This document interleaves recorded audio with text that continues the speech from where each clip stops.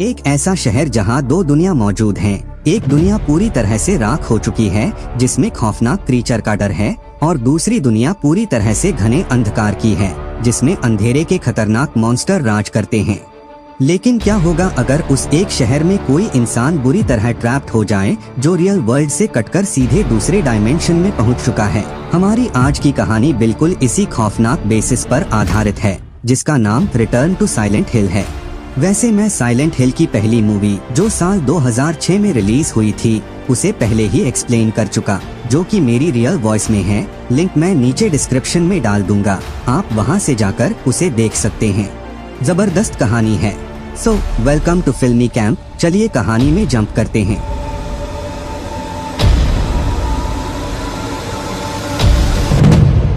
इस दास्तान की शुरुआत कुछ ऐसे होती है।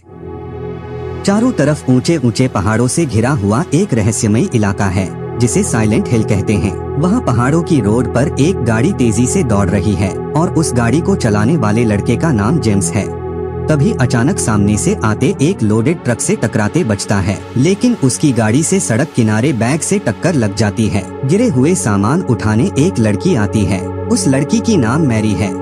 इतने में वहाँ शहर की तरफ जाने वाली एक बस आकर रुकी, जिससे मैरी टाउन की ओर जाने वाली थी, लेकिन बैग बुरी तरह टूट जाने के कारण मैरी को वो बस छोड़नी पड़ती है, और इस पूरी मुसीबत का जिम्मेदार सीधे तौर पर जेम्स ही था। अब मजबूरी में मैरी को वापस अपने घर पर ही लौट जाना था, लेकिन दोनों ही नेचर से बहुत अच्छे इंसान थे, इसलिए वहीं दोनों के बीच कुछ देर बातचीत होने लगती है।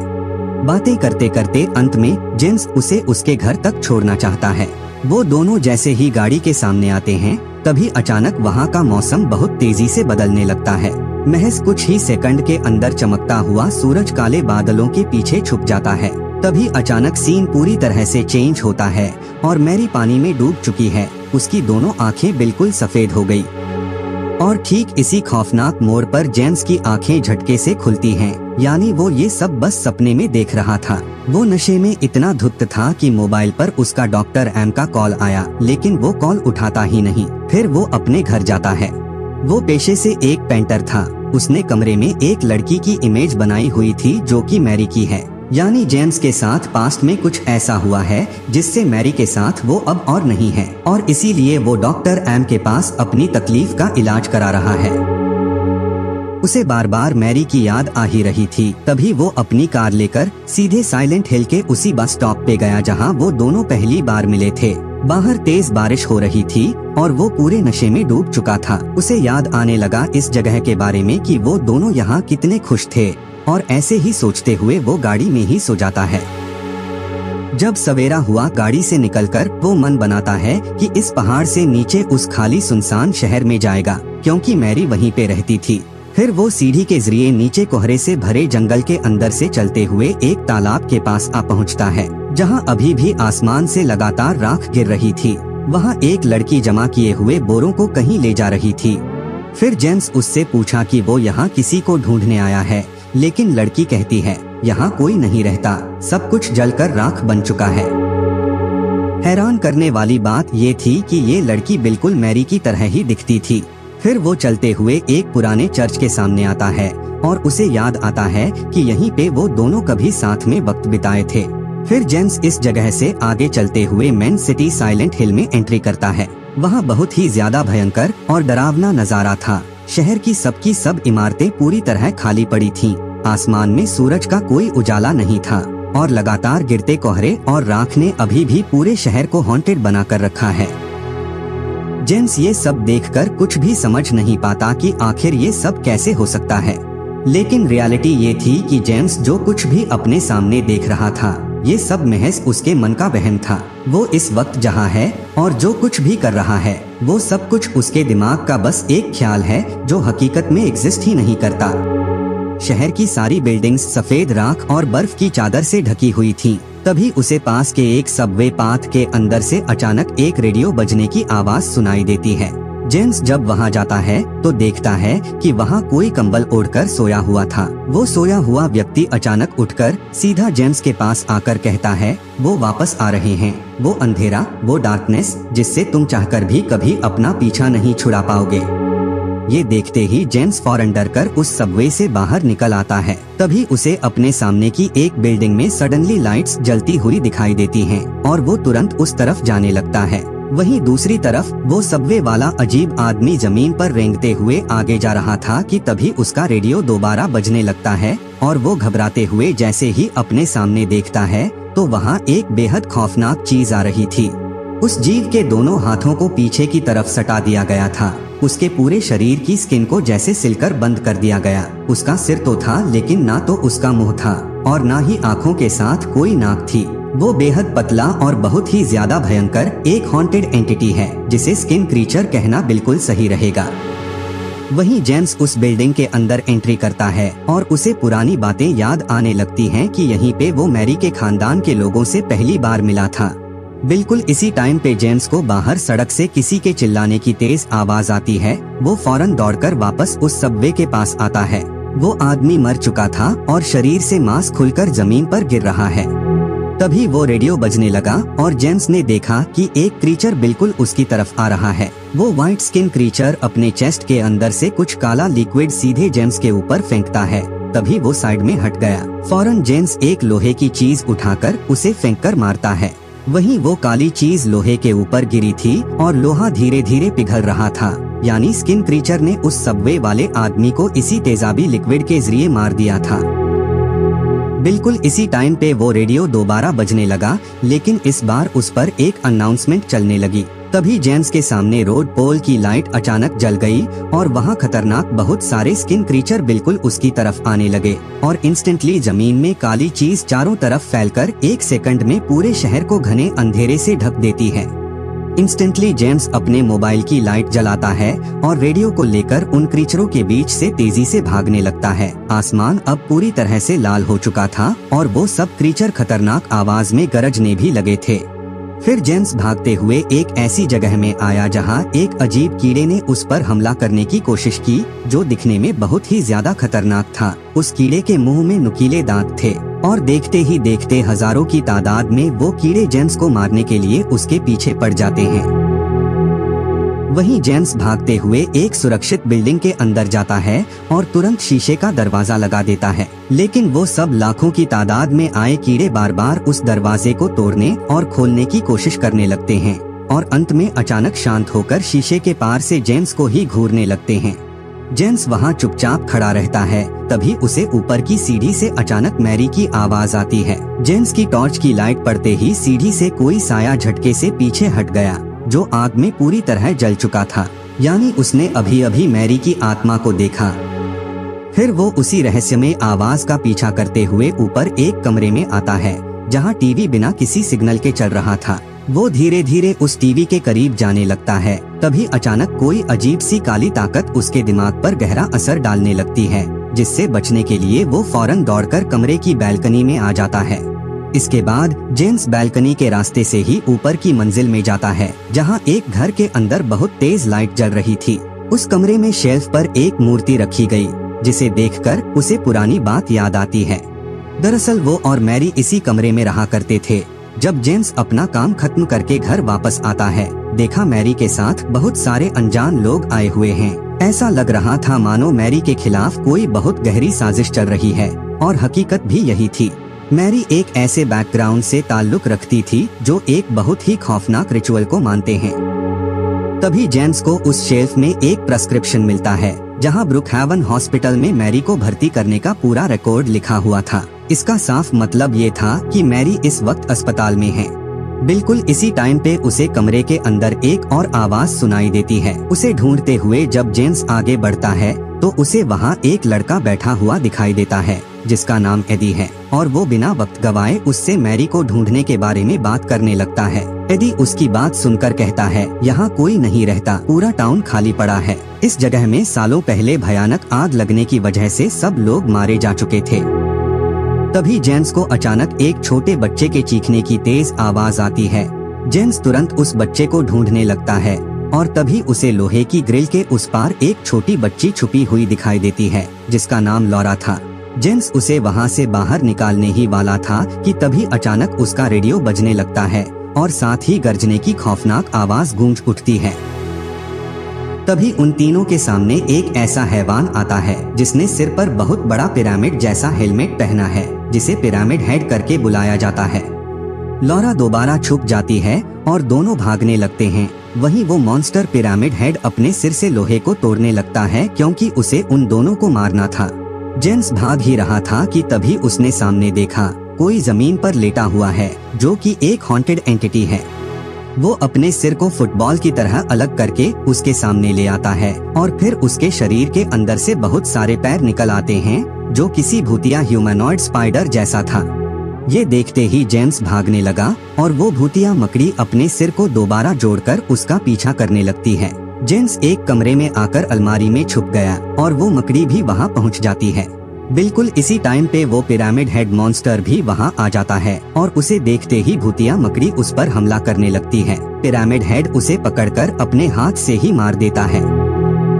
ये खौफनाक सीन देखकर जेम्स की आंखों में खौफ साफ नजर आ रहा था और वो मॉन्स्टर ठीक उस अलमारी के सामने ही आ जाता है। वो अलमारी के अंदर पहुंचा और जेम्स बिल्कुल लाचार बन जाता है, उसका मरना तय था। तभी अचानक सायरन बजने लगता है और वो दोनों ही छटपटाने लगते हैं। इसके बाद जब जेम्स को होश आता है तो वो देखता है कि सामने वही लेक वाली लड़की बैठी है। वो जेम्स से कहती है, तुम उसे कभी ढूंढ नहीं पाओगे, यहाँ बहुत से रहस्य छुपे हैं, तुम चले जाओ यहाँ से। जेम्स बाहर आ जाता है और देखता है कि शहर बिल्कुल पहले की तरह शांत हो चुका था। वो चल ही रहा था कि तभी लॉरा से मुलाकात हो जाती है जो किसी मॉन्स्टर के डर से टूटी दीवार पर बैठी थी। उसके हाथ में डॉल देखते ही जेम्स वो देखना चाहता है। तभी लॉरा कहती है, ये गुड़िया मुझे मैरी ने दी थी। ये बात सुनते ही जेम्स समझ जाता है कि लॉरा जानती है कि मैरी कहाँ है। तभी लॉरा वहाँ से इतनी तेज रफ्तार में भागती है कि जेम्स उसे पकड़ ही नहीं पाता और उसे ढूंढते हुए वो अंत में एक भूल भुलैया वाले गार्डन में पहुँच जाता है जहाँ एक और लड़की से मुलाकात हो जाती है। अजीब बात ये थी कि वो भी बिल्कुल मैरी की तरह ही दिखती है, जिसका नाम मारिया है। फिर मारिया बातें करके जेम्स की मदद करना चाहती है क्योंकि वो यहाँ पर बहुत दिनों बाद किसी असली इंसान से मिली है। दोनों गार्डन से नीचे आकर शहर की सड़कों पर चल रहे थे। तभी अचानक जेम्स का रेडियो बजने लगा और वो इंस्टेंटली मारिया को लिए एक गाड़ी के पीछे छुप जाता है। जेम्स ने देखा कि सामने से एक स्किन क्रीचर आ रहा है और वो बिल्कुल उन दोनों के बेहद करीब से गुजर जाता है। यानी अब ये साफ हो चुका था कि जब भी इस साइलेंट हिल में कोई भयानक खतरा आने वाला होगा, ये रेडियो अपने आप बजने लगेगा। फिर वो दोनों आगे बढ़ते हुए सीधे अस्पताल की ओर चलने लगते हैं और कुछ ही देर में वहाँ पहुँच जाते हैं। अस्पताल के अंदर जाकर जेम्स सारे प्रेस्क्रिप्शन फाइल्स को गहराई से चेक करने लगता है और उसे पता चल जाता है मैरी टॉक्सिकोलॉजी वार्ड में भर्ती है। वहीं टेबल पर उसे डॉक्टर का एक रिकॉर्डर मिलता है। उसे प्ले करके सुनने लगता है जहां डॉक्टर मैरी से बात कर रहा था। डॉक्टर कह रहा था, पेशेंट यानी मैरी की तबीयत एक्सट्रीमली खराब हो चुकी है, उसके पूरे शरीर में टॉक्सिक फैल गया था। तभी मारिया जेम्स की तरफ देखकर कहती है, बहुत साल पहले साइलेंट हिल में जोशुआ नाम का एक आदमी रहता था जो एक बेहद खतरनाक रिचुअल को मानता था। उसकी मौत के बाद उसके कल्ट के लोगों ने जोशुआ को भगवान का दर्जा दे दिया और जोशुआ ने अपने अगले रिचुअल की बलि के लिए अपनी खुद की बेटी मैरी को ही चुना था। ये भयानक बात सुनते ही बिल्कुल इसी वक्त जेम्स को पास्ट का एक और खौफनाक मंजर याद आ जाता है। एक रोज वो मैरी को ढूंढते हुए उसने देखा कल्ट के कुछ लोग मैरी को पकड़कर अंडरग्राउंड बंकर में ले जा रहे हैं।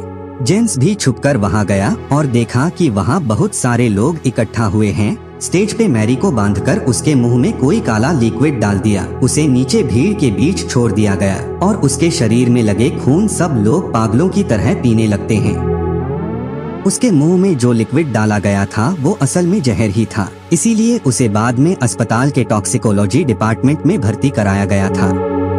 बिल्कुल इसी टाइम पे अस्पताल के अंदर दोबारा तेज सायरन बजने लगता है और इंस्टेंटली पूरे कमरे की दीवारों पर वही खौफनाक काले वेंट्स फैलने लगते हैं और महज कुछ ही सेकंड के अंदर वो कमरा पूरी तरह से एक खौफनाक खंडहर में बदल जाता है।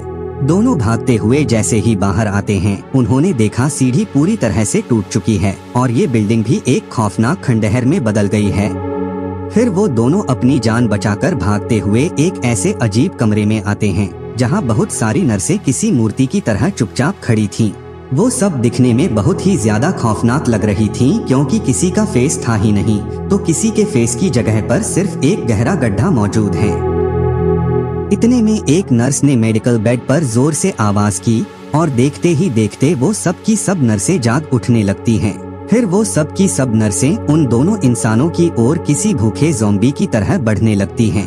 जेम्स और मारिया तुरंत भागकर लिफ्ट की तरफ जाते हैं, लेकिन वहाँ भी वो ज़ॉम्बी नर्सेस पहुँच जाती हैं। जेम्स बिना डरे अपने हाथ में पकड़े लोहे के टुकड़े से वार करता है, जिससे एक नर्स पत्थर की तरह टूटकर वहीं खत्म हो गई और जेम्स अपनी जान पर खेलकर सबको मारता रहा।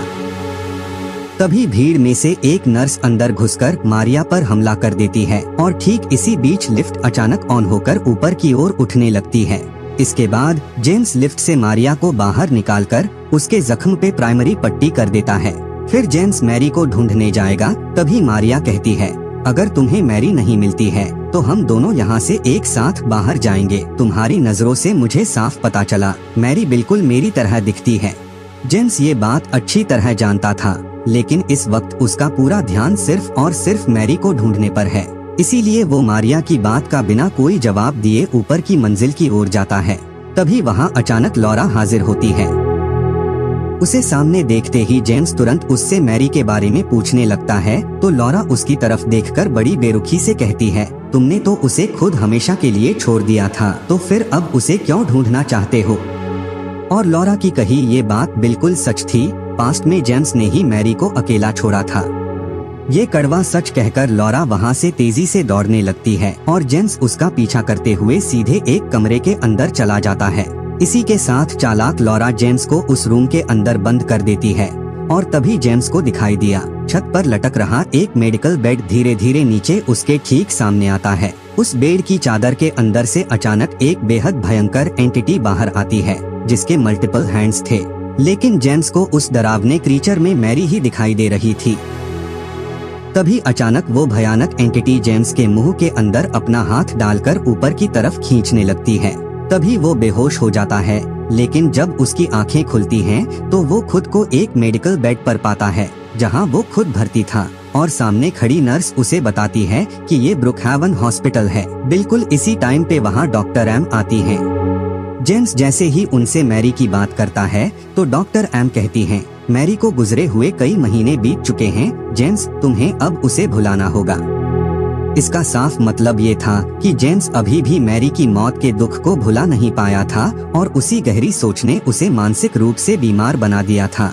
और अभी तक इस शहर में जो कुछ भी घटा या जेम्स ने जो कुछ भी देखा, वो सब महज उसका एक दिमागी वहम था। जेम्स मैरी से इतना ज्यादा प्यार करता था कि उसने अपने मन के अंदर ही उसकी एक अलग काल्पनिक दुनिया बना ली थी।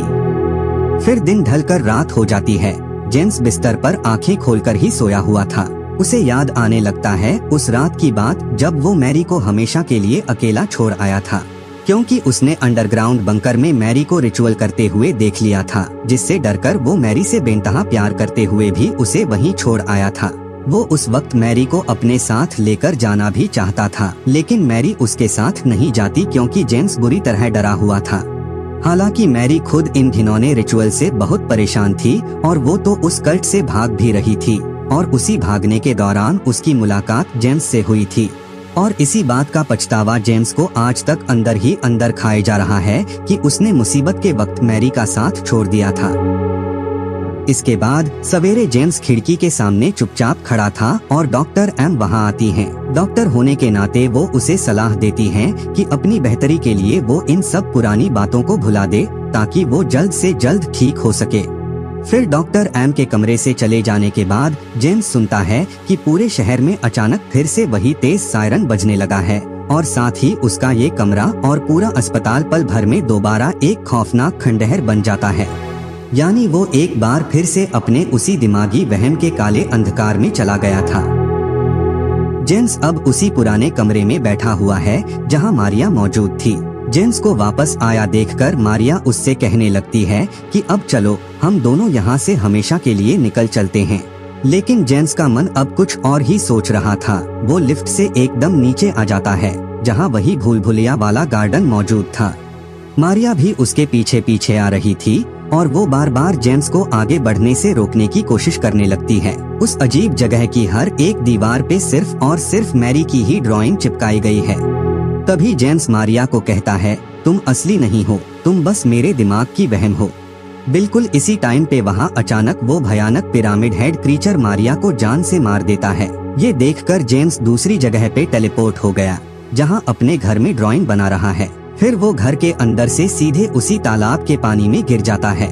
जैसे ही वो पानी से ऊपर उठता है तो उसने देखा कि सामने ब्रुकहैवन हॉस्पिटल में आग लगी हुई है। बिना डरे जैसे ही अस्पताल के अंदर गया तो वहाँ लॉरा मौजूद थी। वो छोटी लॉरा बार बार जेम्स के पीछे आ रही थी। आखिर इसके पीछे की असली वजह क्या है? जब जेम्स उससे ये पूछता है तो लॉरा कहती है, तुम्हें याद दिलाने के लिए। बताओ जेम्स, मैरी का पूरा नाम क्या है? हमारा पूरा नाम क्या है? तभी उसे कुछ याद आता है। मैरी की मौत के बाद वो उसे श्रद्धांजलि देने गया था, तो वहाँ पत्थर पर लिखा हुआ था मेरी एंजेला लॉरा क्रेन, यानी लॉरा कोई और नहीं बल्कि असल में मैरी के ही बचपन का एक रूप थी, जो जेम्स के दिमाग का वहम बनकर उसे सच याद दिला रही है। इसके तुरंत बाद ही लॉरा उसे एक दूसरे कमरे में पहुंचा देती है, जहां मैरी बिस्तर पर बहुत ही ज्यादा हताशा और दर्द में बैठी हुई थी। जेम्स जैसे ही उसे वहां से उठाने के लिए आगे बढ़ता है, तभी मैरी उसे एक खौफनाक नजारा दिखाती है। उस बिस्तर के अंदर से 2 सफेद हॉन्टेड हाथ मैरी को कसकर पकड़े हुए थे। मैरी रोते हुए कहती है, ये अंधेरा मुझे कभी भी अकेला नहीं छोड़ता। तभी जेम्स उसे बचाने के लिए जैसे ही अपनी तरफ खींचता है, वो हॉन्टेड सोल मैरी के साथ साथ जेम्स को भी खींचकर अपने अंदर समा लेती है। वो एक ऐसी डरावनी जगह थी जहां जेम्स को दिखाई देता है सामने एक अजीब मॉन्स्टर आ रहा है, जहां खुद मैरी उस मॉन्स्टर के शरीर से बुरी तरह जुड़ चुकी थी और वो जीव उसे दर्द दे रहा था। फिर जेम्स वहां से कमरे के सामने पहुंच गया, जहां वो मैरी को बिल्डिंग की छत पर जाते हुए देखता है। तब तक वो आग और भी ज्यादा तेजी से पूरी बिल्डिंग में फैल चुकी थी। वो भागते हुए जैसे ही छत पे पहुंचता है तो उसने देखा कि सामने एक मेडिकल बेड पे कोई बेजान लेटा हुआ है। ये नजारा देखते ही जेम्स के दिमाग में उस दिन की बात साफ हो जाती है, जब वो मैरी से हकीकत में अस्पताल में मिलने गया था। मैरी अपने खानदानी रिचुअल को पूरा करते हुए उस जहर की वजह से बुरी तरह बीमार पड़ गई थी।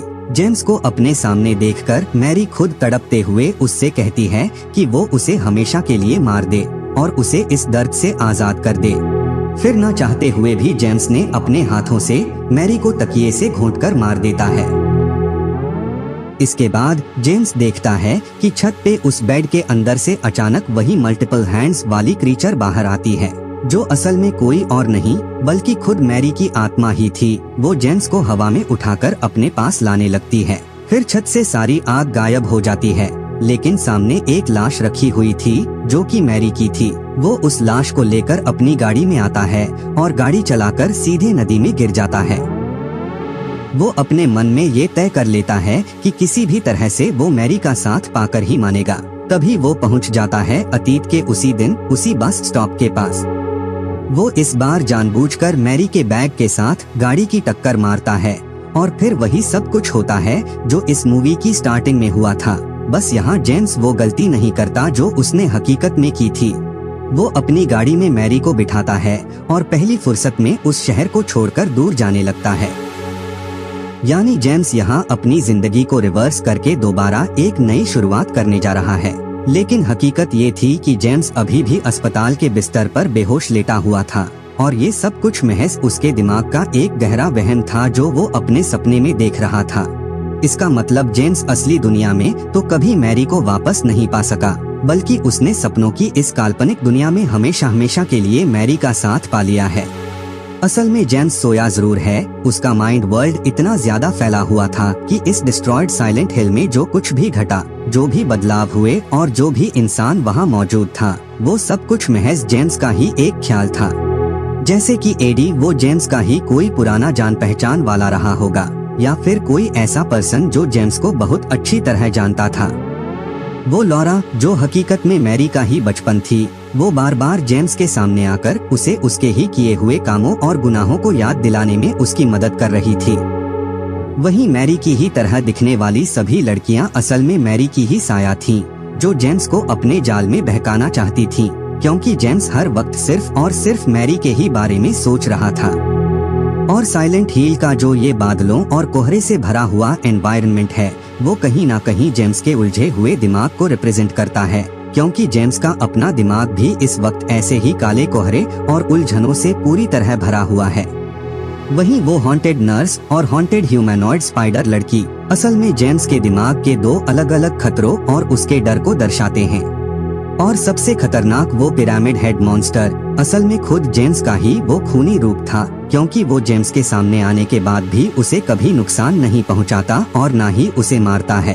और उस भूल भुलैया वाले गार्डन में भी जेम्स के ठीक पीछे आकर वो पिरामिड हेड मारिया को बेरहमी से मार देता है, जबकि जेम्स चुपचाप वहीं सामने खड़ा ही था, क्योंकि मैरी के मरने के बाद वो मानसिक रूप से पूरी तरह खो चुका था, क्योंकि वो मैरी से बेइंतहा मोहब्बत करता है। चलिए मैं अपनी बात यहीं खत्म करता हूँ।